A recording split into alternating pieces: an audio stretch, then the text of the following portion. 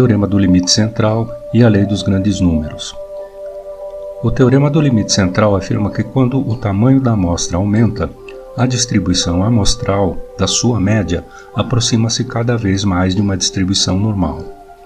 Essa é uma afirmação sobre a forma da distribuição. A lei dos grandes números nos diz onde o centro, o ponto máximo do sino, está localizado.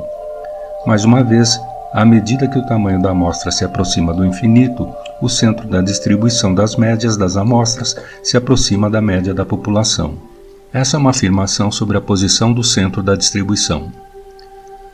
Para entender o teorema do limite central, pode-se pensar de forma empírica que, ao nos distanciarmos da média, a probabilidade de ocorrência diminui, ou seja, é mais provável ocorrer um evento que se encontra próximo da média do que um evento em um dos extremos. Na figura, vemos que ao lançar um dado muitas vezes, temos uma distribuição que tende para a distribuição normal conforme o teorema do limite central, e que, conforme a lei dos grandes números, a média dos valores se aproxima de 3,5, que é a média da soma dos valores de um dado.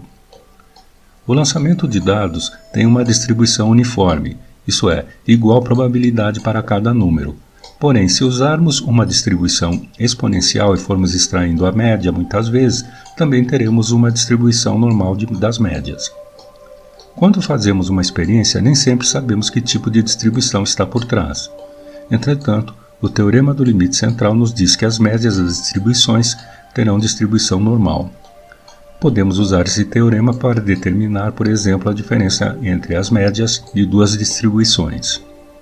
Dito de outra forma, se você amostrar lote de dados de qualquer distribuição e calcular a média de cada lote, então a distribuição das médias será semelhante a uma distribuição gaussiana e a média dos valores da distribuição tenderá para a média dos lotes de dados. Mas agora que conhecemos esse fato interessante, como ele é realmente utilizado em Machine Learning? O bom da distribuição normal é que ela possui apenas dois parâmetros necessários para modelá-la, a média e o desvio padrão. Com eles e com os dois teoremas, podemos descrever distribuições de probabilidades arbitrariamente complexas que não se parecem com a distribuição normal. Isso nos permite dizer que podemos usar a distribuição normal, embora as distribuições subjacentes não pareçam nada com ela. Então, se o seu conjunto de dados tiver milhões de observações, você pode usar apenas uma fração delas para seus estudos.